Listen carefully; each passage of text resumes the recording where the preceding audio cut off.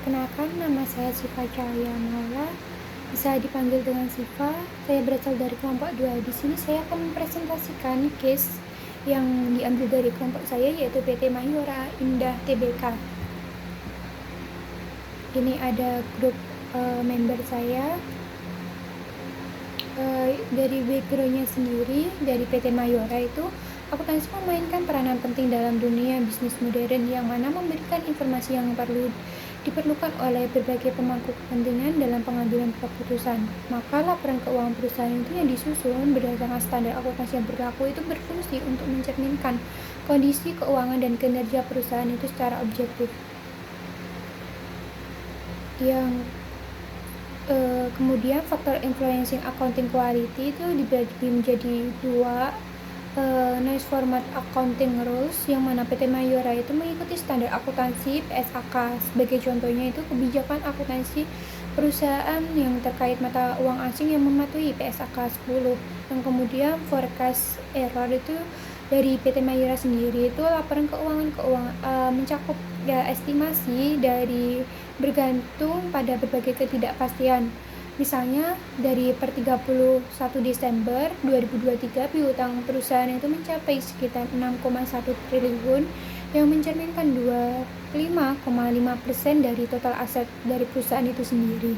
Yang kemudian faktor influencing accounting yang manajemen accounting choice, yang mana itu mereka itu tidak ada bukti spesifikasi mengenai bias yang sengaja oleh manajemennya, mana penting untuk mempertimbangkan bahwa pilihan akuntansi yang dibuat bisa dipengaruhi oleh faktor seperti skema kompensasi, tekanan pasar modal, atau pertimbangan regulasi. Yang kemudian dari step pertama, identifikasi key accounting, PT Mahyora sendiri itu beroperasi di industri barang konsumen cepat saji, di mana faktor itu ada 3, manajemen persediaan atas efisien. Yang kemudian kedua itu pengelolaan biaya bahan baku dan distribusinya. Yang kemudian ketiga itu strategi penerapan harga yang tetap, yang mana dari step kedua itu juga PT Mahyora memiliki keterbatasan dalam kebijakan akuntansi tertentu, di mana biaya pemasaran yang harus dilakukan itu harus langsung dan biaya riset yang tidak dapat dikapitalisasi. Namun itu ada 2 aspek, penyisian utang sama penyesuaian harga jualnya. Yang dari step ketiganya, PT Mahyora itu juga melaporkan peningkatan laba bersih dari 1,94 triliun menjadi 3,19 triliun, melampaui target awal yang mana 2,161 triliun. Yang kemudian dari step 4, apakah perusahaan itu menjelaskan strategi bisnisnya dengan baik? Ya, laporan tahunan itu menjelaskan strategi dengan baik, yang mana berfokusan pada peningkatan gross marginnya. Yang kedua, penyesuaian harga jual secara kondisi pasarnya. Yang ketiga, efisiensi distribusi untuk mengatasi kenaikan harga bahan bakunya. Yang dari step kelima, laba operasi naik dari 2,43 triliun ke 4,30 triliun, ya, sementara aset lancarnya itu tetap hampir sama. Nah, jika ada peningkatan signifikan dalam piutang dagang tanpa kenaikan penjualannya sepadan, ini bisa menjadi indikasi antara kebijakan pelonggaran kredit atau manipulasi pendapatan, yang mana dari step kelima juga ada step keenam. Jika terdapat kesenjangan besar antara laba yang dilaporkan dan arus kas operasional, itu perlu dilakukan penyesuaian untuk melihat profitabilitasnya secara nyata. Yang kemudian informasi dari catatan laporan keuangan itu dapat digunakan untuk melihat apakah perusahaan itu menggunakan kebijakan akrual secara agresif. Kemudian klarifikasi biaya operasional sama perbedaan format dan terminologi. Dari PT Mahyora sendiri itu memilih metode klarifikasi berdasarkan fungsi, yang mana laporan keuangannya itu mencakup laba kotor yang digunakan untuk menganalisis efisiensi produksi perusahaan. Namun jika menggunakan metode berdasarkan sifat bahan baku, tenaga kerja, dan depresiasi, itu perbandingan dengan kompetitornya itu menggunakan metode lain akan menjadi sulit. Yang kemudian Dari perbedaan format dan terminologi, dari PT Mayora itu menggunakan istilah dan format yang berbeda dalam menyusun laporan keuangan. Misalnya, investasi ekuitas minoritas biaya dicatat sebagai investment in association atau financial asset. Yang kemudian recasting financial statement. Dari lanjutannya tadi, yang ketiga itu potensi distorsi akuntansi. Nah, jika terdapat perubahan kebijakan akuntansi atau estimasi accrual dari materi yang dalam perusahaan keuangan Mayora, hal ini tuh perlu dicatat dalam laporan keuangan dari perusahaan itu sendiri. Yang kemudian perbedaan format dan terminologi, yang mana dari PT Mayora itu sering menggunakan istilah dan format yang berbeda dalam menyusun laporan keuangan.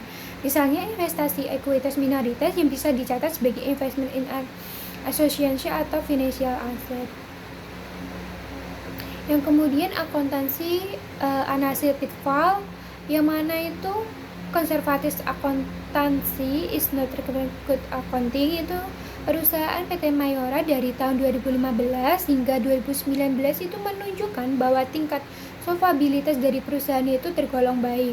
Maka dengan rasio aset terhadap ekuitasnya itu yang seimbang. Yang kemudian not all usual accounting is continuable, yang mana itu studi yang menganalisis kinerja keuangan PT Mayora itu dari 2019 hingga 2021 itu menggunakan metode economic value added, yang mana itu menemukan bahwa perusahaan itu secara konsisten menciptakan nilai tambah ekonomi dari perusahaan itu dengan menunjukkan manajemennya yang secara efektif. Kemudian dari lanjutannya, ini ada Common Accounting Standard, yang mana PT Mayora itu mengikuti standar akuntansi keuangan Indonesia, yang mana itu PSAK. Namun dari variasi dalam penerapan dan penegakan aturan yang menyebabkan perbedaan dalam pelaporan keuangan dibandingkan dengan perusahaan yang yurisdiksi lainnya. Oleh karena itu, ketika membandingkan laporan keuangan Mayora dengan perusahaan internasional, itu perlu untuk memastikan lagi bahwa perbedaan dalam praktek akuntansi itu tidak menyebabkan distorsi dalam analisis tersebut. Kemudian value of accounting data dan accounting analysis itu dari laba dan return of equity-nya alias ROE, itu dari segi profitabilitas perusahaan, laba bersihnya perusahaan itu tercatat sebesar 3, triliun, yang kemudian mengalami penurunan 6% dibandingkan tahun sebelumnya. Selain itu, ROE juga turun dari 20,88% menjadi 17,54%, yang mana itu menunjukkan kurangnya efisiensi dalam menghasilkan laba dari ekuitas pemegang saham. Yang kemudian perbandingan laba dengan arus kas, laporan keuangan perusahaan PT Mayora sendiri itu mencakup estimasi yang meskipun laba bersihnya itu tetap positif, yang mana arus kas operasional justru negatif sebesar 463 miliar, yang turun drastis dari 5,25 triliun pada tahun 2023, yang mana penyebab utamanya itu dari arus kas negara negatif ini sendiri itu meningkatkan piutang usaha dan persediaannya, yang mengidentifikasi bahwa perusahaan itu belum berhasil mengonversi pendapatan menjadi kas secara optimal. Kemudian keandalan data akuntansi, dari PT Mayora itu mendapatkan opini audit wajar tanpa pengecualian dari auditor independen yang menunjukkan bahwa laporan yang disusun sesuai standar yang berlaku. Nah, perusahaan itu menerapkan standar PSAK 71 dan 72 yang menjamin pencatatan pendapatan dan piutang yang dilakukan secara konservatif dan transparan, yang kemudian dampak terhadap sahamnya, EPS turun dari 143 menjadi 134, yang dapat mengurangi daya tarik saham di mata investor. Yang kemudian dari penutup PT Mayora ini sendiri, analisis akuntansi memiliki peran penting dalam mengevaluasi sejauh mana laporan keuangan itu mencerminkan realistis dalam bisnis. Yang kemudian meskipun standar akuntansi itu bertujuan untuk meningkatkan transparansi dan konsistensi, adanya noise, bias, serta fleksibilitas dalam kebijakan akuntansi dapat mempengaruhi kualitas informasi yang disajikan. Maka melalui pemahaman terhadap faktor-faktor yang mempengaruhi kualitas akuntansi, motivasi manajerial dalam memilih kebijakan akuntansi, serta teknik rekonstruksi laporan keuangan dan analisis dapat memperoleh gambaran yang lebih akurat mengenai kinerja suatu perusahaan itu sendiri. Namun, penting bagi analisis untuk mewaspadai berbagai jebakan dalam analisis akuntansi dan memahami nilai dari data akuntansi serta analisis yang dilakukan dengan pendekatan yang dilakukan dalam perusahaan itu tepat, maka analisis akuntansi itu dapat menjadi alat yang efektif bagi investor, manajer, dan pemangku kepentingan lainnya dalam pengambilan keputusan yang lebih baik dan informatif. Sekian dari saya. Wassalamualaikum warahmatullahi wabarakatuh.